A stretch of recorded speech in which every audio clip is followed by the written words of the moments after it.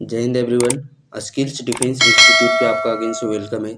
आज के सेशन में खोटा व्याकरण का 5th चैप्टर जो कि कारक है उसको हम लोग देखने वाले हैं। तो चलिए सेशन को स्टार्ट करते हैं। सबसे पहले हम लोग बातें करते हैं कि कारक कहते किसको हैं, इसके परिभाषा को हम लोग किस प्रकार समझ सकते हैं। तो ध्यान दीजिएगा इधर, वाक्य में संज्ञा और सर्वनाम के साथ क्रिया कर संबंध बोध करावे वाला शब्द के ही कारक कहल जा है।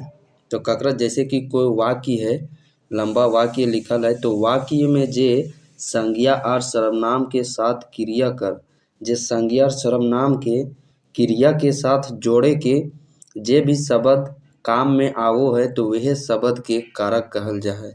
और खोटा व्याकरण में यदि हम इन बात करोगे तो खोटा व्याकरण में कारक के 7 गो प्रकार है। यहीं से प्रश्न पूछे जाते हैं डायरेक्टली कि कारक के कितने भेद है, कितने प्रकार है। सो कारक के कितने भेद है? 7। और कौन कौन? कर्ता कारक, कर्म कारक, करण कारक, संप्रदान कारक, अपदान कारक, संबंध कारक और अधिकरण कारक। तो प्रश्न यहीं से पूछे जाते हैं कि कारक के कितने भेद है और इसके कारक के चिन्ह। जैसे कि कर्ता कारक है, इसका क्या कारक चिन्ह है। तो जैसे हम लोग बात करें हिंदी में, तो हिंदी में कर्ता कारक है तो इसका कारक चिन्ह होता है ने। ठीक इसी प्रकार खोटा में इसका कारक चिन्ह होता है ए, चंद्र बिंदु, इया, इया, इया। तो इन ये जो कारक चिन्ह है खोटा में विभक्ति चिन्ह, तो इनको याद करना जरूरी है। डायरेक्टली इसी तरह प्रश्न पूछे जाते हैं कि कर्म कारक के कौन कौन से खोटा विभक्ति चिन्ह यानी कि कर्ता चिन्ह प्रयोग किए जाते हैं कर्म में।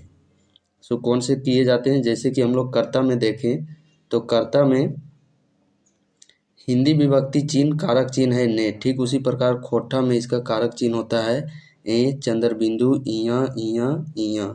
कर्म को जो हिंदी विभक्ति चिन्ह होता है कर्म कारक का वह होता है को। लेकिन खोटा में बात करें तो यही इसका कारक चिन्ह हो जाता है के, रा।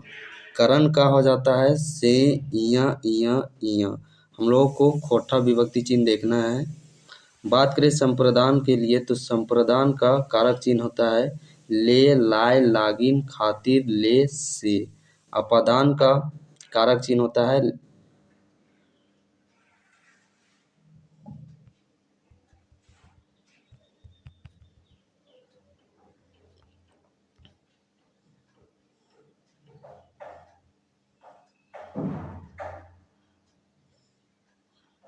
संप्रदान के कारक चिन्ह है ले, लाए, लागिन और खातिर।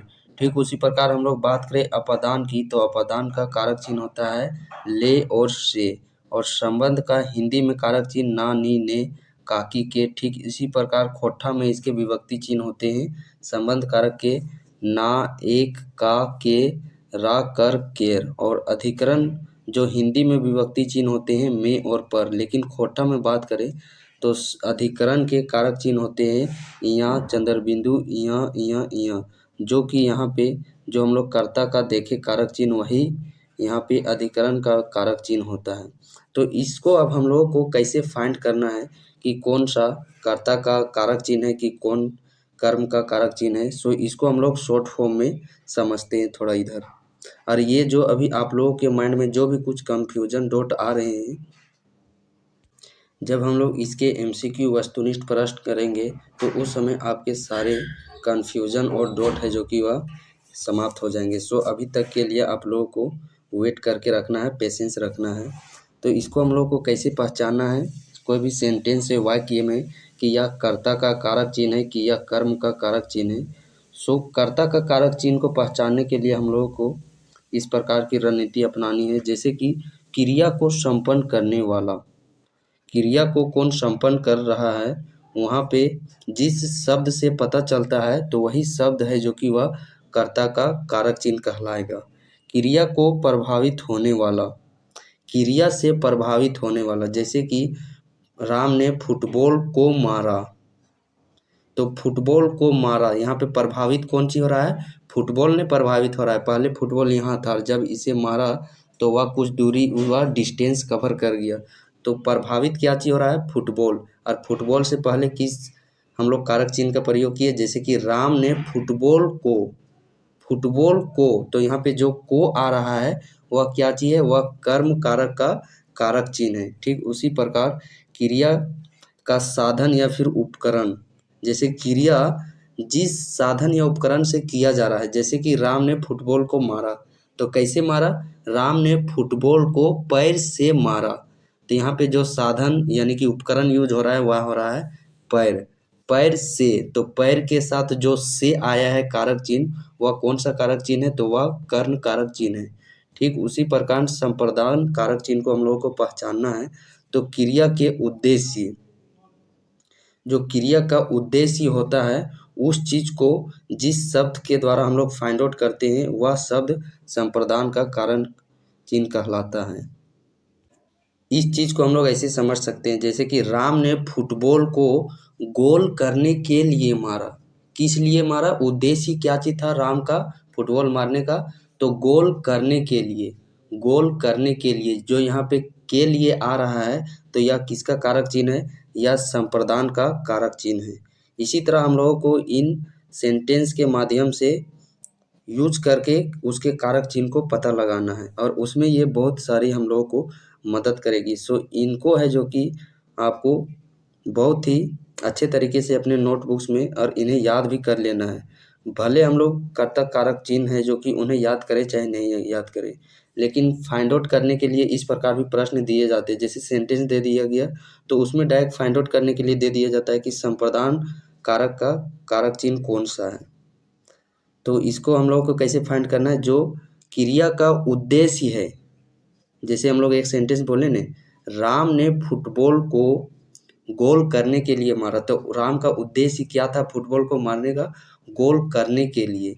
तो यहाँ पे जो के लिए आ रहा है वह संप्रदान कारक का कारक चिन्ह है। ठीक उसी प्रकार हम लोग बात करें अपदान का कारक चिन्ह कैसे फाइंड आउट करना है, तो अलगाव या फिर तुलना या फिर कारण। जैसे कि इसको हम लोग इस सेंटेंस के मुताबिक इस प्रकार समझ सकते हैं, जैसे कि सेंटेंस है राम छत से गिरा जमीन पर। तो यहाँ जो राम गिर रहा है छत से जमीन पर, तो यहाँ पहले वह छत में था, अब वह कहाँ पे आ गया है? अब वह ग्राउंड फ्लोर यानी कि जमीन पे आ गया है। तो छत से जमीन पे उसका अलगाव हो गया है, यानी कि वहाँ से उसका अलग हो गया। तो यहाँ पे जो छत से जो यहाँ पे कारक चिन्ह है वह कौन सा कारक चिन्ह है? तो वह अपादान कारक चिन्ह है, यानी कि यह एक प्रकार से अलगाव होने का प्रतीत कर रहा है। ठीक उसी प्रकार संबंध के कारक चिन्ह को कैसे पता करना है, तो जहाँ दो पदों का पारंपरिक संबंध जिस शब्द के द्वारा बताया जाता है, तो वही शब्द है जो कि वह संबंध कारक का कारक चिन्ह कहलाता है। अगला कारक है अधिकरण। तो अधिकरण के कारक चिन्ह को हम लोगों को कैसे फाइंड आउट करना है, जैसे कि इसके लिए हम लोगों ने एक वाक्य लिया कि राम ग्राउंड पर फुटबॉल खेल रहा है। तो फुटबॉल कहाँ खेल रहा है? ग्राउंड पर। तो यहाँ पे जो ग्राउंड है इसके बाद जो पर है, यानी कि स्थान समय अवसर बताने का जिस शब्द के द्वारा प्रयोग करते हैं वही शब्द है जो कि वह अधिकरण का कारक चिन्ह कहलाता है। जैसे कि ग्राउंड पर, तो कहाँ पर? ग्राउंड पर। यहाँ पे जो पर वह अधिकरण कारक का कारक चिन्ह है। आई होप अब आप लोगों को ये समझ में आ गए होंगे कि कारक किसे कहते हैं और कारक के कितने प्रकार होते हैं और कारक के प्रकार के क्या कारक चिन्ह होते हैं। यदि आप लोगों को अभी थोड़ा बहुत समझने में दिक्कत हो रहा है, सो डोंट वरी, यदि हम लोग इसके वस्तुनिष्ठ प्रश्न को जिस दिन करेंगे उस समय आपके सारे डाउट क्लियर हो जाएंगे। सो अभी तक के लिए जो भी मैंने आप लोगों को पढ़ाया हूँ, सो इनको आप लोगों को नोट्स में नोट कर लेना है अपने नोट्स बुक में, और इन्हें याद कर लेना है। और इसका ऑब्जेक्टिव वस्तुनिष्ठ एमसीक्यू प्रश्न हम लोग जस्ट कल ही करने वाले हैं। सो तब तक के लिए पेशेंस रखें और वेट कीजिए उस वस्तुनिष्ठ प्रश्न वीडियो के लिए।